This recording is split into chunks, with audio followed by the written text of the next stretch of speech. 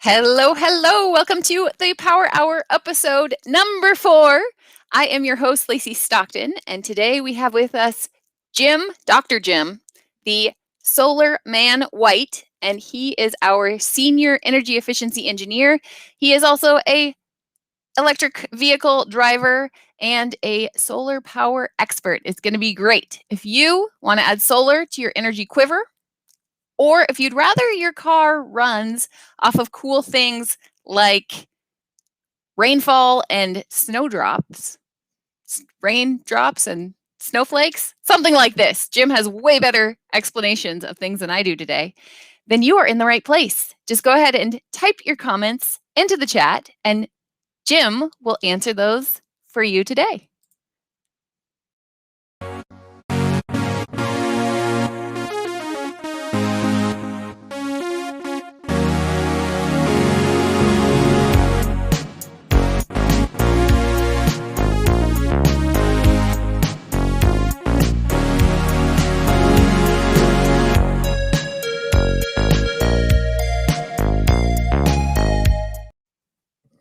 Hey, Jim. Hey, Lacy, how are you? I am doing awesome. How are you? Good. Yeah? Are you excited to be here on your first Power Hour Q&A? Ready to go. Yeah. Hey, Yeah? Are you ready? let's do this thing. You know what's really cool? We're actually streaming simultaneously right now on Facebook and YouTube for the first time. So I am really stoked about that. And I'm curious if chat is working. If you see my chat, can you give me a little like thumbs up or something, folks? I am really curious how this is working through the magic of the interwebs to be in two places at the same time. So if you're listening, if you have a question, or if you see my little chat, drop a response in the comments so that I can see that this is working. Yeah. So Jim, I think a lot of people are really excited to finally get their questions answered about solar power. It's summer, the sun's out, and they're curious if it makes any sense for them. Oh, hi, Lori. If it makes sense for them to install solar locally here. We get a lot of sun. Can I just dive into the questions? Well, yeah, sure. I mean, sunny, here comes the solstice, right? Coming up in just a few days. Yeah, so, that's true. Yeah. Mm-hmm. Longest day of the year. Peak power generation time. Right. Right on. Oh, hi, Ann. Ann and Randy are here. John, hey, it's great to see you guys. I don't know if you have any specific questions for Dr. Jim here, but if you do, drop them in the comments. I can see you all across the channels, which is awesome. And Jim, I'm going to start out with a customer question that we often get. I'm putting a new roof on my house. What kind of solar panels should I put on? Well, so, technology still has ways to go. We take a perfectly good roof, and then you're going to have to drill holes in it, unfortunately, to put some racking on top of it. They call it drill holes and put the mounting brackets on top of the roof. And then you can get those Plaid Electric. You can order them on the internet. There's a variety of different sources. So that's one way to go to put the system on. Eventually, someday in the future, there'll be a panel that actually goes on the roof, becomes the roof. So when you're building your house, you put your roof trusses up, and the solar modules will mount directly on the roof truss and become the roof, watertight, and should last, who knows, for as long as the modules last, which could be a long time. So anyway, that's it. So you basically take this like pristine roof, you get up there and you drill it to put on these solar modules. When do you think the alternative might be coming out? And we'll see. I'm working on that. Some others are working on that. So it'll be a couple of years yet before we see something like that. The folks that I had installed the solar array, if anybody who's done some roofing and done it, we installed 10 modules on the roof. Took them about 7 hours, I guess, start to finish. And, wow. They just volunteered to help me out. So it's not something that's super technical. And the modules, they bolt together, they plug together in the back and simply plug and play after that point. So it's pretty simple. You want to make sure you get the right type of racking, so that, because they have to have the grounding built into it. Grounding is really important, especially for lightning. So, Yeah, we actually had lightning a couple days ago. Yeah, that's right. It happens. Mhm. Okay. All right. So most of the systems now, it's not like 20 years ago when solar was coming out. Most of the systems, they are pretty plug and play, relatively straightforward, easy to find instructions. So you don't necessarily, like, you could hire a contractor, or you've seen a lot of DIY installations up on the roofs. Yeah, it's possible to do that. They're simply, you can plug the modules together. It does help to have an electrician involved, especially when you're connecting it up to the electrical panel, making sure that that's all correct, that the wires are sized properly. The module installations themselves are pretty much plug and play, especially if you go with the racking system that you bolt down. And for a simplest system would be microinverters, where the actual takes the direct current and then transforms that into alternating current. There's a question John had asked about what kind of solar credits does the PUD offer? Jim, are you the host? You're the No, expert. but hey, Hey, I was letting you finish the question. You're right. John does have a question. But I want to answer credits questions do you that offer? people really have. I found it. Somebody mentioned that it was John Feinstein. This he said that people only listen when they want to listen, and so we can't communicate unless people are ready to listen. They want to listen. So if they have a question, I'm all ears. So all right. So what do you have to say for John's question? What solar credit does a PUD offer? So we're working on a credit, and it's due to come out December of 2020, meaning I'm late and I haven't, it's taken a lot longer than I would have liked to get it out there. But the solar incentive that we're looking at is a $300 per kilowatt credit, or 30 cents per watt. If you put in a 3 kilowatt system or a 3,000 watt system, that would be 3 times $300. Now that's based on, it would be based on the quality of your site. And there's an app that created so that you can look at the site and determine, well, if you're down in a valley and behind a tree, or you're facing it to the west or to the north, it's not going to be as good of a solar. And the rebate has to be based on how much energy that system is actually going to produce. So we're looking at $300 per kilowatt. And if for a good site, for an okay site, it would be $200 per kilowatt. For just a mediocre, not so great site, would be $100 per kilowatt. And we have those broken out in those three separate levels. Hopefully, I'm getting some charge numbers so we figure out where the pool of funds come from. But our goal is to try to get it as quickly as possible. But I'm guessing probably not till end of July, and we can start doing those. So it looks like John is looking to put a 6 kilowatt system up towards the end of July or August. So you have a router. Right. He's ready. He's ready for you to go. Yeah. And ideally, I mean, since we tried to get this thing out there, and maybe we could even make it retroactive, but that somebody else above my pay grade is going to have to answer that question. And if we got it in this year, it would be great. I know we've tried, and COVID's slowed some things down, but really it's me has slowed things down and just not getting stuff out there the way it needs to be done. So it's taken a while. But it sounds like we might sneak it in right there around when John is looking to install his system. And so I'll make sure that we share that on social media. I love it. Thanks, John. John, I need to actually email me or send a message to the PUD here so I can come out and do a site assessment, and we can do your evaluation on your specific site to tell you if it's a great site, an okay site, or not so good. And that'll help determine the rebate amount. Okay, great.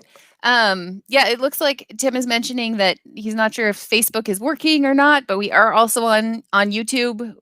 It looks like both of the streams are working, but just so you know, we're streaming live both to Facebook and to YouTube, so that you can join us on whichever platform you like. And you can type in your questions into the chat, and Jim and I can see them.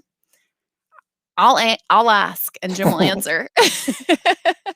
All right, Tim has a question. He is curious about what expenses there are for that PUD connection when you're installing solar. You want to get onto the grid with your PV panels. What's the cost? So there's right now the meter, we have a meter charge. It's about $300. It's to put in. We're in the process of changing out our meters, and I'm hoping to get rid of that charge so you don't have to pay for it. The new meters that will be installed already come with a net meter, so they have a device that reads the number of kilowatt hours that you're consuming in the home, and then they have another register which measures how much excess energy that you're putting back on the PUD. It doesn't measure how much energy is coming from the solar array. It's just you're getting power in your home from your roof and from the PUD. And if you're generating more from your roof than the PUD, that excess that goes back to us, that will show up on the register. So we need a meter that will show that. So it's a $300 per installation fee that goes with that. And I think there was a $100 application fee. So these are kind of things that we're working with. It's like, hey, we can give you, here's our $300 rebate, but give it all back in fees. That's not very conducive. So I'm trying to get those down and reduce those as much as possible. And so that's part of this whole time consuming thing that's involved in working through all these issues in the rebate. But ideally what we want to do is make it so that our systems are super simple. As long as you follow the prescribed installations for a basic system, it should be a plug and play, and here's your check, not here's your check and write us one in return. Right. Hey, let's exchange some digital dollars. That's not what we're trying to do. We're actually trying to set up an incentive so that folks there's been a ton of interest in terms of micro renewable energy going in people's homes and properties. And so we want to make sure that we're supporting that. So it's clear that customer owners are interested in it. So Tim, just a follow-up question here, Jim. Are there any ongoing charges for that net metering? So there would not be for the home. So just because the net metering, if you have a separate meter, right now we charge about $3.65 or something per month for a separate meter that's a production meter. And under this program, that your production would just be for use in your home. So it's not there won't be a separate production meter. You could install one that you would just read yourself, but it wouldn't be a PUD meter. And so there wouldn't be a monthly fee for that $3.65 meter reading fee. You're muted. And so as long as it's on the same meter as your home, there's no additional ongoing charges. If people wanted to meter it, you could just buy like your own little meter. Yeah, you'd have to go with your own meter. Or if they wanted a separate PUD meter, then there's like a $3 and some change fee for that. But most people don't go that route. They don't meter it separately. So there's some changes that we're looking at making with our SNAP program. So the SNAP program is different because it's set up to actually measure that, and you get paid based on how much energy you generate. And we're looking at changing that program because of the success of it, really, that we've had extra production, and but the contribution sides have come down. So the amount of money that your customers or producer are getting that has been declining. So we're looking at making some changes to that program, and we won't need that production meter for the rebate program. Gotcha. It'd just be a straight net meter. Clean, easy, simple. Okay, cool. Jim, I hope that answers your questions about the little bit of startup costs that Jim is looking to reduce. And then also for John, how much that initial incentive could be. And that really depends on how well your location is situated to actually generate solar power. All right, here's one we were actually just talking about before. John's curious, who are the solar installers in our area? We don't have an approved solar installer list. Randy's on the line. Maybe he knows some folks, but Randy Brooks. But I've generally been referring people to Leavenworth Electric. I know they've installed systems in the past. Customers, to my knowledge, I've not heard any complaints. They generally work well with them. But I don't have a list. Any qualified electrician should be able to install the system, but we don't have a qualified list. Something we should work on. Yeah, Lacy. For sure. Well, you're the solar man. We'll just hire you out. We don't need contractors. Jim will just go to your house with a tool belt, screw it in. It's all good. Okay, Anne has a question. Jim, if we are only net metering moving forward, so this is different because a lot of folks are used to the previous SNAP program, which was awesome for over 20 years. But she's asking, if we're only net metering, how is production measured for the state incentives?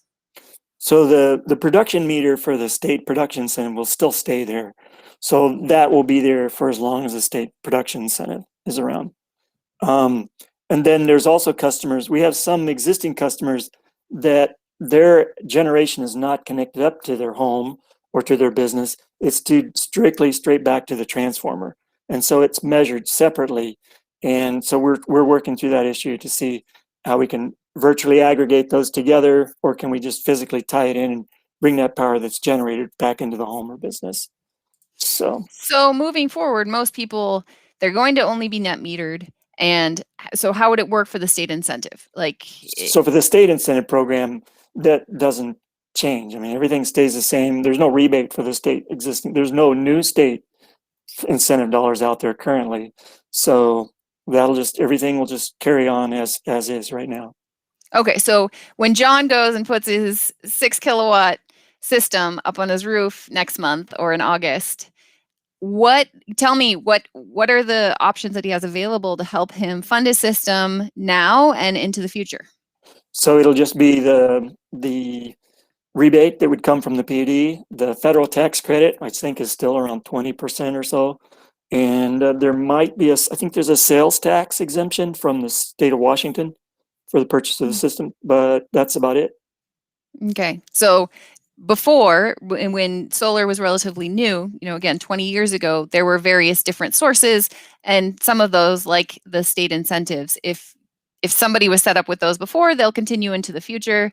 But if you're just starting with solar power generation, a lot of those incentives have kind of, the market is different. The cost is really different. So don't feel bad. The cost of solar has gone down so much, you don't need a ton of these incentives to necessarily make it worthwhile. Well, yes, you do.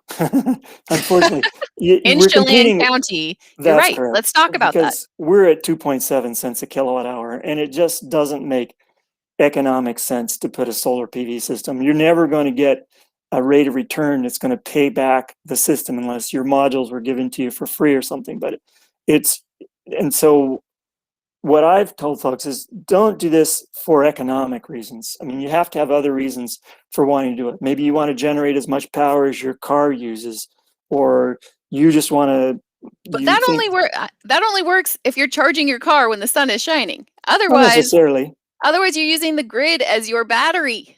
Yeah, and we have a long way to go before we need batteries on our system, really. I know everybody, that's a big common question is, can I put batteries on? I want to put batteries on my home. Well, batteries are fine for power outages. That helps. When the power goes out, you can have power, and that's self-sufficiency. And certainly if you're off grid, you want batteries, you have to have batteries. But that battery, if it's used for power outages, is just going to sit there 99.999% of the time and not be used. So it's something. Before you get to that added expense, I think some technologies and other things need to come along to greatly reduce the cost. Yeah. But as far as paying back the system, we don't need batteries at this point. It'll help us if the utility could use it for offsetting our peak and some other things down the road. But the energy that I put in right now, what it does, it doesn't affect the hydro system, doesn't affect our dams. They don't slow down because we put hydro. Turbines are still spinning. They still spin. They extract every kilowatt hour that comes down the river. But what happens is because we're a national grid, when we put power into the grid up here, some gas turbine or some coal plant somewhere has to back off to because there's that extra generation. So we have more hydropower that gets exported out of the county.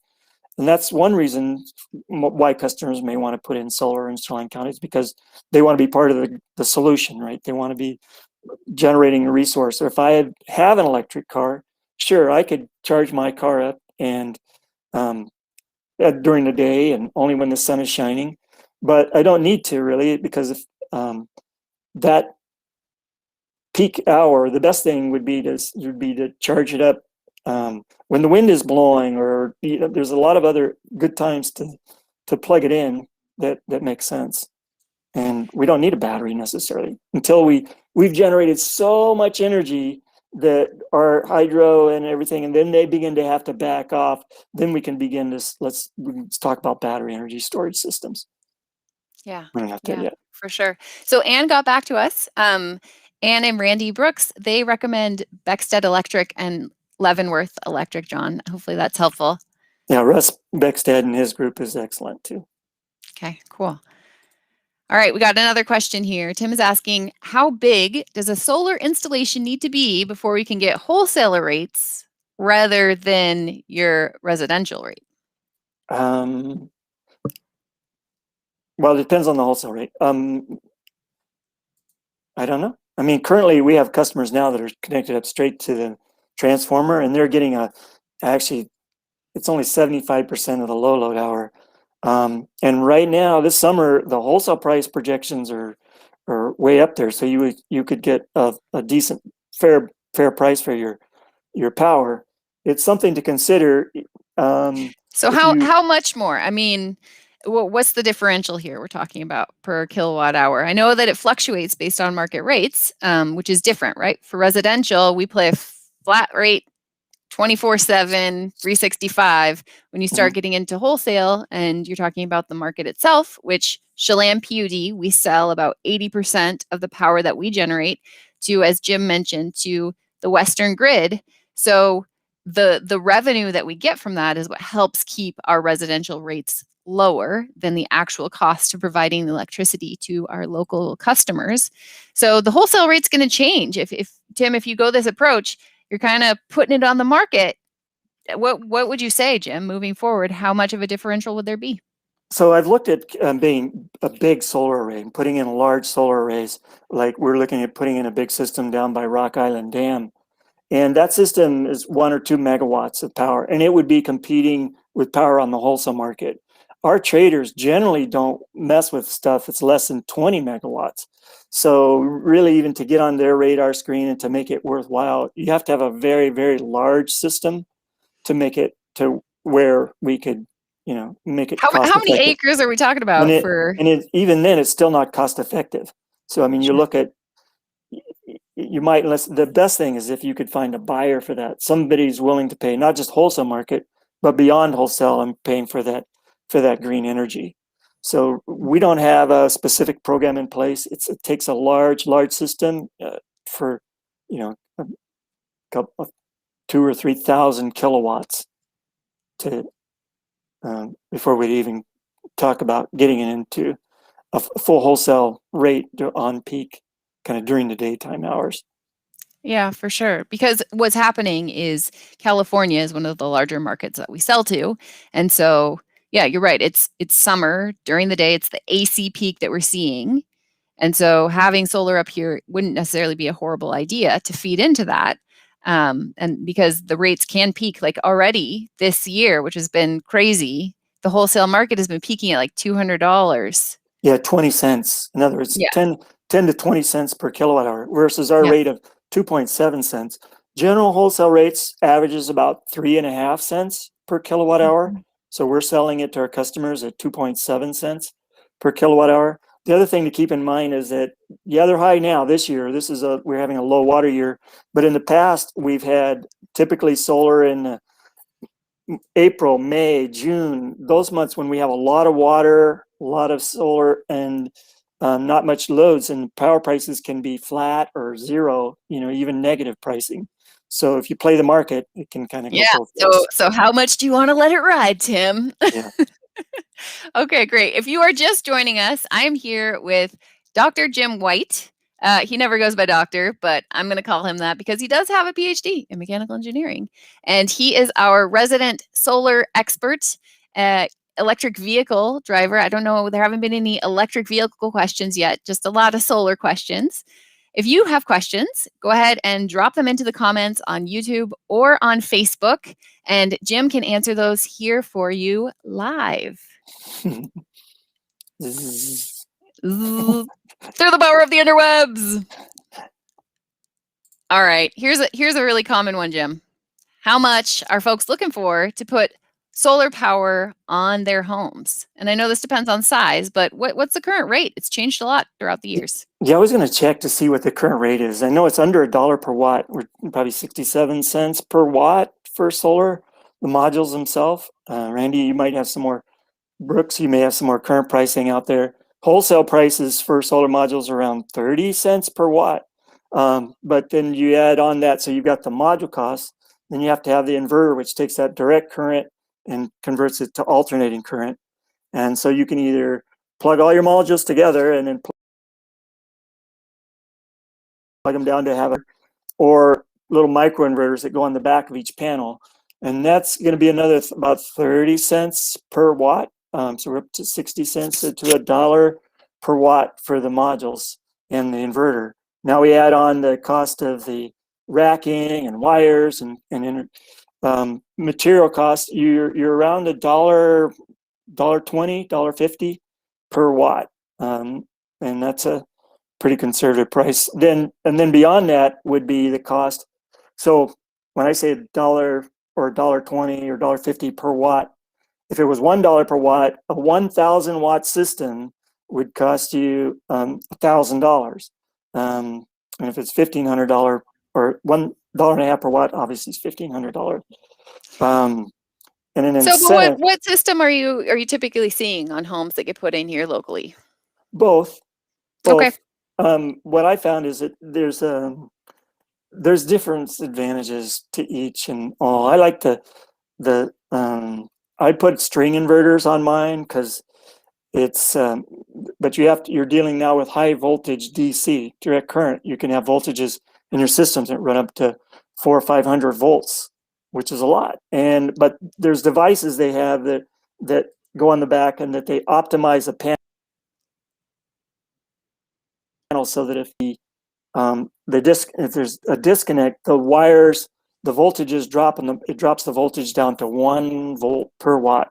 So you would have a typical panel, wouldn't be any more voltage than your 12-volt battery on your car. And it keeps it safe, but it also protects that panel and keeps the rest of the system producing, even if one panel stops producing or is shaded, etc. So what I'm hearing is that the modern panel is a pretty smart panel. And no matter which, if you want to talk specifics about which exact system and the sizing and kind of things like that, you could definitely give Jim a call. I'm sure that you'd be happy to walk people through their specific situation. That's really interesting. But in terms of the actual cost, it's interesting. You mentioned how it's not strictly cost effective in Chelan County because we have these subsidized rates that are happening. Can you tell me a little bit about that? Just the subsidized rate. One more final thing about installation costs. Sure. Just so it's you've got that's your material cost, and you have to add on labor $3. I'd really question the bigger the system, the smaller the cost per watt, the labor they can spread out. So I would think around $3 to $4. But if you're starting to pay more than that, really look around and reconsider getting someone else to quote on the project. You had asked about, what was it? Pricing? No, it's all good. We have a question here about EVs. Let's just do a hard left and switch over to EVs because I'm excited about this one. You ready? Okay. All right. So we have a question about incentives for installing a home electric vehicle charger. Jim, what do you got? So we have 2.7 cents per kilowatt hour. That's our incentive. Subsidized rates help for sure. When you're charging your car, you're paying low rates. Yeah, when you put on a solar car, you're starting to use up that hydropower, and so you're using up our power, that excess energy that we're selling to California makes it difficult. We're actually losing money on every electric vehicle that's installed in the county from a revenue sale. Our revenue at the Chelan PUD, it's the opposite of energy efficiency. So you're consuming power that we could be selling for more power, for more cost on the wholesale market. So we don't really have a financial incentive for that. But there is the low carbon fuel standards that the Washington State Legislature passed this last session. And there may be some opportunities if we can offset some diesel fuel or gasoline and take that carbon savings, and they may be able to put those savings and those dollars be transferred over for the electric utilities to use to help provide upfront incentives. So that's a possibility that we're looking at doing. Yeah, I guess that's so. Okay. There isn't So, really an incentive at this point for putting so on no electric vehicles. incentive for EV chargers. I will say though that we are looking at maybe being specific about when those chargers are actually operating. And So that's another that's, thing. yeah, Correct. go ahead.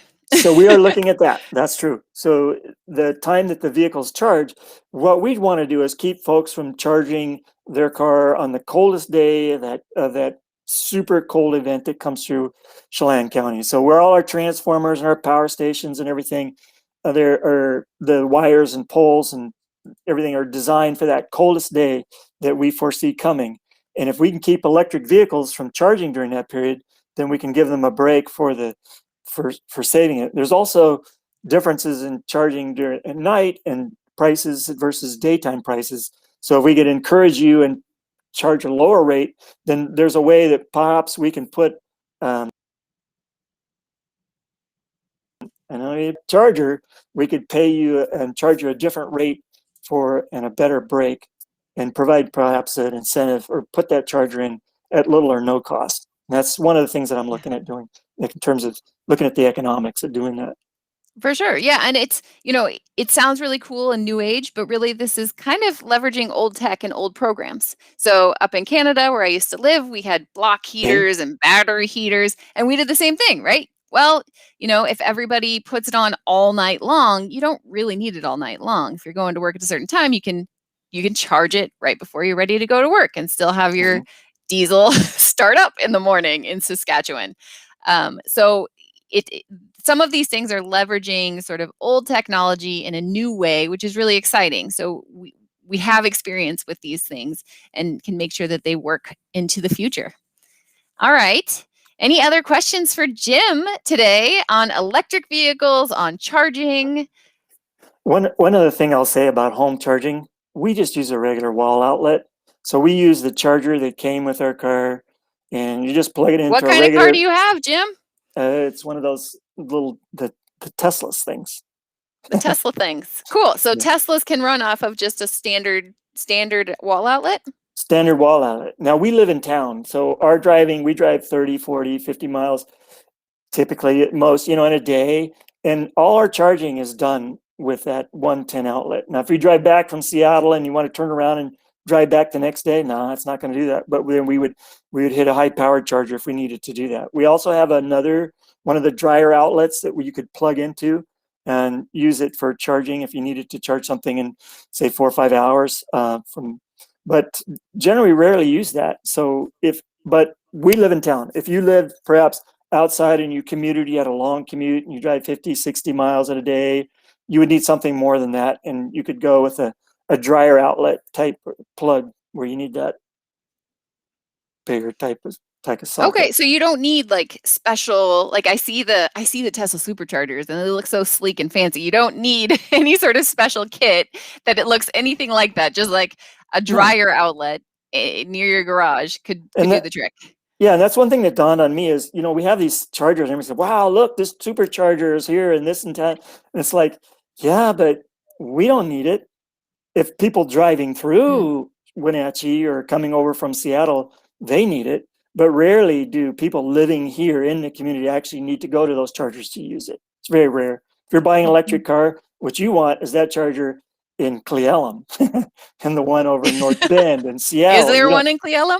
There is, yeah. And okay, cool. So, we scratch their back, they scratch ours. Like, right, as long as there's a distributed system, all of the electric vehicle owners can benefit. Mm-hmm. All right, cool. We have another question here. This one is from John saying, I don't currently have an electric vehicle. A new charger was just installed in Leavenworth. What rates are being charged for remote charging? So locally at your home, you're just getting your discounted residential rates from the Chelan PUD's hydro sales. But when you're out on the road, what are we looking at to charge? So generally, you're going to pay more, obviously. If our 2.7 cents is like buying gas at 27 cents a gallon, these chargers, because they have to pay for that capital cost, and if you're charging that vehicle driving across country, you're going to be expected to pay at least what you're paying for gasoline or more. So the cost to fill up that car is actually the new ones at Safeway there in Leavenworth is about 45 cents per kilowatt hour. And so you can see that's a big difference, more than 10 times, almost 20 times the rate. You're muted. So still a good deal. Chelan County has some of the lowest rates, but still when you're out on the road, you're not going to pay close to $4 per per Right. Yes. gallon equivalent. You're Yes. looking at a fraction of the price. Right. But that's given. So when you're driving cross country, if you did all your driving long distances, you're going to be paying more. That's right, for those chargers. But most of your charging won't be done in those chargers if you're a typical driver. Yeah, for sure. Okay. Plug share. Oh no, not sir. I'm reading ahead. All right. So Tim is asking, any thoughts on a special interruptible rate to allow you to sell power wasted as spinning reserve? Well, that would be it. It has to be instantaneous in terms of us being able to control it, and we'd have to have that on such a large level. Again, we're talking 20 megawatts or type of loads where we can really affect our generation. So probably not for spinning reserve. It's something that the automatic metering infrastructure will allow us to offer some special rates and off time, So off first of peak all, periods what and things is like spinning reserve for that. those of us that are not familiar with this?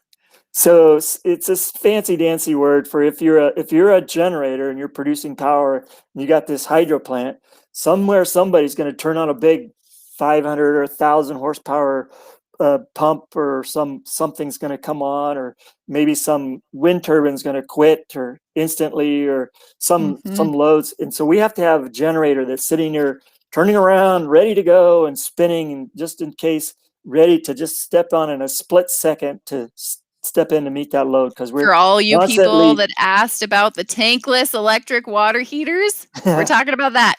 right. So everybody steps in their shower and turns them on exactly 7 o'clock, 7:01 p.m. That's a Go problem. with the hybrid water heater instead. Telling you. So it needs to be instantaneous to get it to spinning reserve. Yeah. Yeah, no, it would take a lot of communication there. So, Jim, can you talk a little bit about the PlugShare app? Yes, I highly recommend PlugShare. If you've got a phone and put it on to, if you're buying an electric car and you want to know where is the charging stations, where can I charge, is it available, what are the recent reviews on it, you can find out all kinds of information. It'll tell you people that have, hey, you can charge up at my house, and allow you to plug into their house. They may have what we call a level 2 charger, which could charge your car in for 3 to 7 hours. Is Or your house on there? Or do you let people no, it's just not show up all. and charge? I Is that would a if they thing? asked. I mean, yeah, you Oh, could. okay. I'd be happy to talk to some Tesla owners that want to come and sweet the breeze. But certainly, but you can filter it. You can have, let's say I have a car, it only uses the Japanese style plug, or maybe it's the only ones that use, where can I find the common charge standards? They call it the CCS standard. That's that high level DC fast charger for all the American made cars that are coming out, and the BMWs and others, that called a CCS. And then where are the Tesla chargers? Are they available, and how many, or is it broke? And anyway, highly recommend, and that's a good suggestion on the PlugShare app. Go for it. Yeah, and it reminds me of another common question that we often get. So we talk about solar, locally being installed, like hardwired to our grid, but another one that people often ask is about their camper, their RV, all of powering their mobiles. What do Mm-hmm. you recommend when people talk about that? Well, it's a great way to power up your, no, don't you just hate it? You're at a campground, you're in this The pristine generator. environment, the smell of nature, and the motorhome pulls up and they get up and run their thing. It's just awful, stinky. Go home, So um, So they can put panels on Unless there. it's raining, then there's not really the solar option. But yes, yeah, you're Yes, right. no, there still is. There's these things they call batteries, and they store the energy. You don't need to run a generator all the time. So anyway, there's peel and stick. You can actually buy solar modules that you can stick on the roof of your motorhome and drive down the road, and they're not going to blow off, and cook those together. There's a bolt in them, just a regular old framed module. There's ways to attach those to the roof. If you want to, you can lift it up. Just remember to put it down when you're done. The key is those are really simple. Putting them in, plugging them together, and then connecting those up. You need what's called a charge controller, so that when the purpose of the charge controller is just to keep the battery from getting overcharged. Some of them can set it up to the optimize and get the most energy out of the panel, but main thing is just the charge controller, and then the battery. And right now we're the batteries that store the solar for your motorhome or your cabin, or even there's some lithium ion batteries out there which are way ton less. And they generate more power. They last 10 times longer and can deliver a lot more power, but they're still very expensive. The Hmm. stationary batteries for your motorhome or your cabin have not caught up with the battery technology that's in your car. So the price on the car batteries is probably a tenth of what it is for that stationary battery. Eventually it'll get there, but we're not there yet. But if you're going to plan to keep your motorhome for a while and keep it around for 10 years, bite the bullet and buy that lithium ion battery. You'll be Hmm. glad you did. Otherwise, you just spend, your summers are replacing your battery. It's good for a few summers, but not much more than that, Sure. especially if you're So using it for. this one's related to what we're talking about right now. So what about using your car with solar panels to power your house? So what kind of combination could you do if you had, say, an EV, some solar panels? What if the power goes out? How does that work? Right now it's complicated.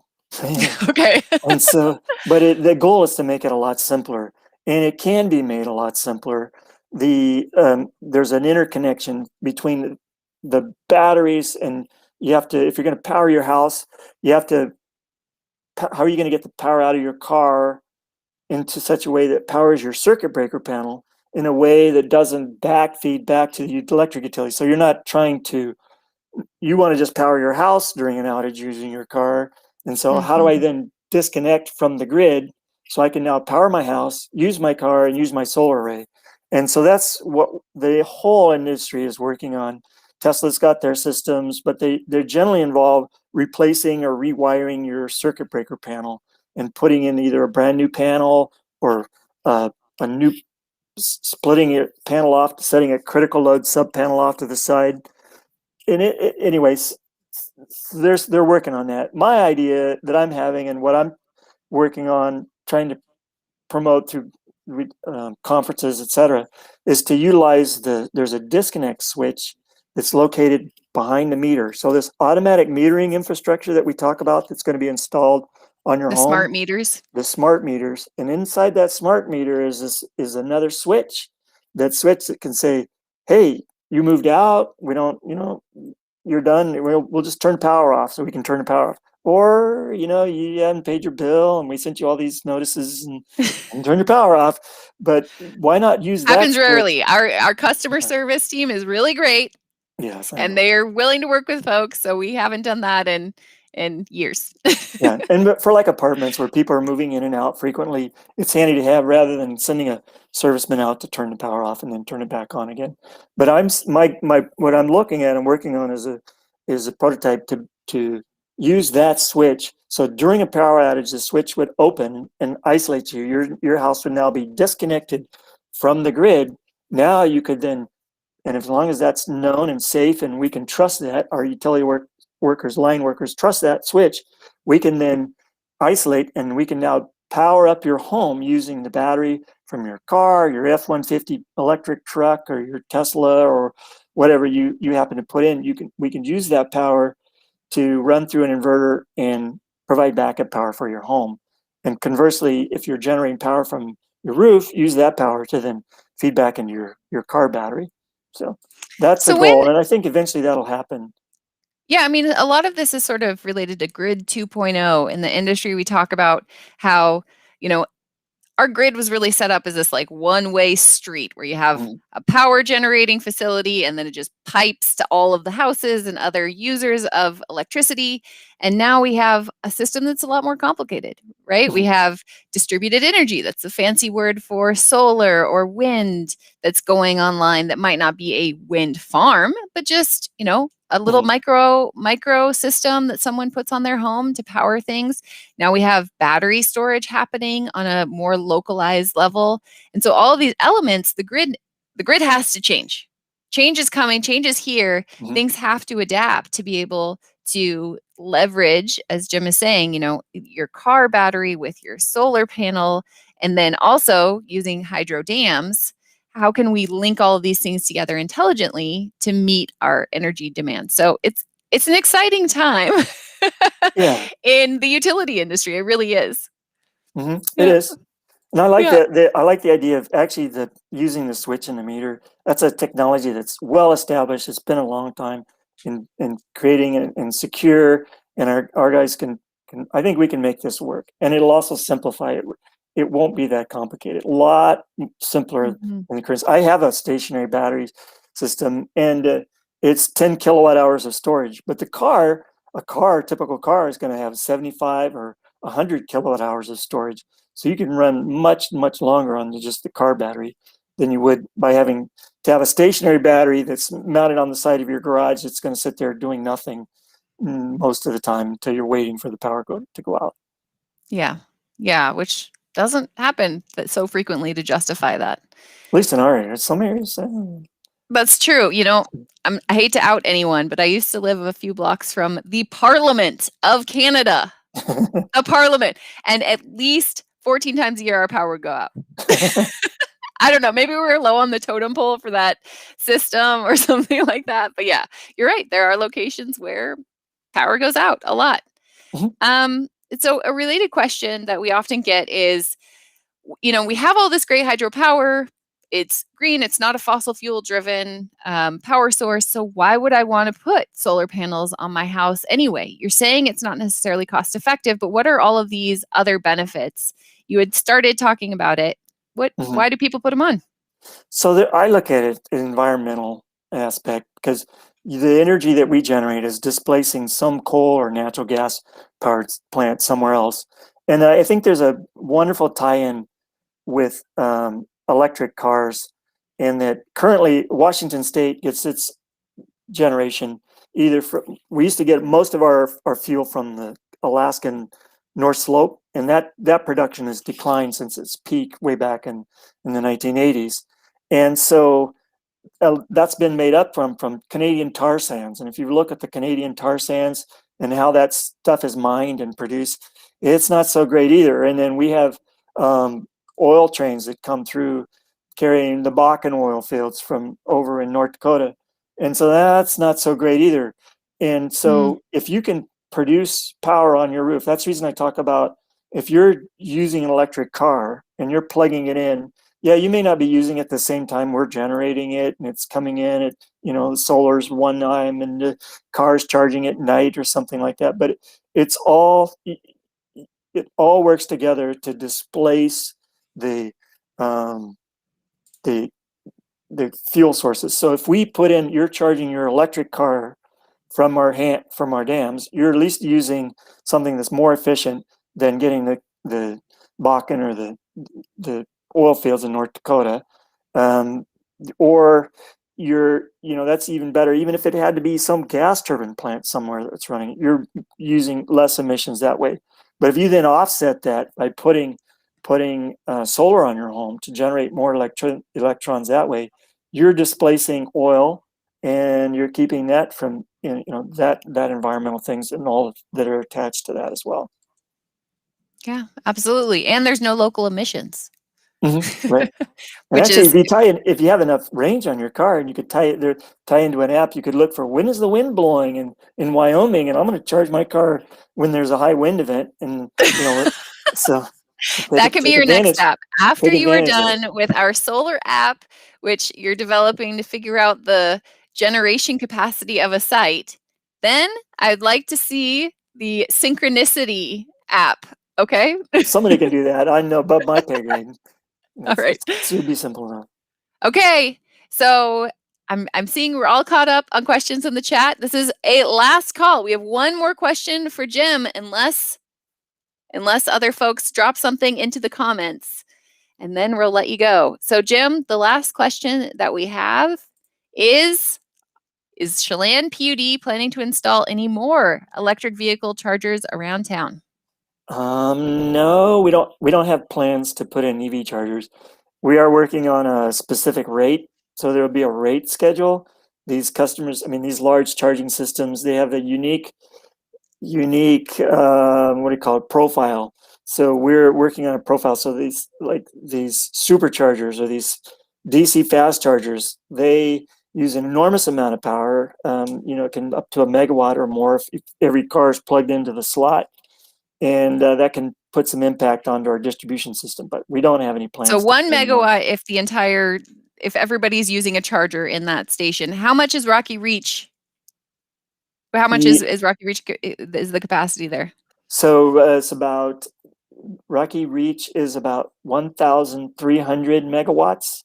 A typical Safeway large grocery store is about. So for reference, any one time, if you were to go, stick a meter on it, measure how much energy is that safe or that grocery store using right now, on average, it'd be about 250 kilowatts or 0.25 megawatts. So, and a charger on an electric car, I've seen up to 240 kilowatts. The car can suck up that much juice at any one time. And then as it starts to fill up, it drops off. But anyway, typically some of these chargers are 100, 150 kilowatts for each car charger as they plug in. So they're thirsty. And so, thirsty. The entire infrastructure has to be built around when someone goes and plugs in.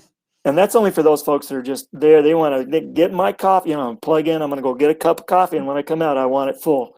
So that's when you'd want that charger. And that's when you pay 45 cents a kilowatt hour for that high powered that, when you're going to be drinking from the fire hose, get out your checkbook. So. Right. Awesome. Jim, well, thank you so much for joining us on the Power Hour and sharing your expertise on solar panels, electric vehicles. If folks wanted to get in touch with you about a specific question that they have for their property or something else, how could they do that? PUD, I guess. Through our email, james.white. So it's a bit of a mouthful, but James White at chelanpud.org. JAMES dot WHITE at, and then I put it on the screen. chelanpud.org. Yeah, and I also added the phone number to the Energy Solutions team. It's not just Jim and me that work here. We have a team of a few others that are also super knowledgeable about our rebates and incentives and, where chargers are located, all those kinds of questions. If you have them, you can give us a call and we will field your questions at that point. Anything else, Jim? I'm good. I hope everybody else enjoyed it. That was fun. Thanks, Lacy. Hey, yeah, thank you. Mm-hmm. And we'll see everybody back here in 2 weeks, noon. We're sticking with noon because lunchtime is a fun time. Next time, Jim, I'm actually going to kind of rope you in because we have Richard DeRock, the general manager of Link Transit. That's our local transit company. He's going to be coming in and talking about electrification, which you played a huge role in electrifying their system and the buses. And so we're going to talk about lots of ways that, we can think creatively, as you mentioned, like we're a system. And so, yes, you can go and get an electric vehicle and charge it up super fast. Or, a lot of the buses that Link Transit is running are running off of electricity. And so he's going to talk a little bit about those. And also, it sounds like they may have installed some new EV chargers. You look excited. Tell me, Jim. I am, yes. And I want to put a shout out to Randy Ambrooks, because Randy they were forerunners in the setting of the electrification of buses and hybrid buses, and some of the early work that we did in getting buses out at school bus, hybrid electric school bus, which actually was a precursor for some of the work that Link Transit and got their interest going. I am super excited with electric transportation. The Link Transit, Mass Transit is going to get there first. They're going to electrify their fleet before the cities and counties that have those mass transit are going to get there first. Wenatchee and Link Transit is way out there in front on their electric vehicle charging system and their wireless induction chargers. It's great stuff coming. And who knows? Isn't this incredible? I mean, you can power a bus on rainbows. Can you believe it? I mean, we're talking rain and sunshine. Literally, you can run a bus on rainbows. Yeah. Yeah, just chill out from here to Leavenworth. Traffic or Right? no, they'll get you Yeah, there. It's pretty that's brilliant. right. Yeah. Nice and So, quiet. well, that was one of the biggest things the first time I got into electric bus is it's so quiet, so relaxing. It's beautiful. Okay, well, Richard will be here. I'm hoping with you also Good. to field some customer questions in 2 weeks. Same power hour time, noon, and same day of the week on Wednesday. Jim, again, thank you so much, and everybody have a fantastic afternoon. Great. Thank you.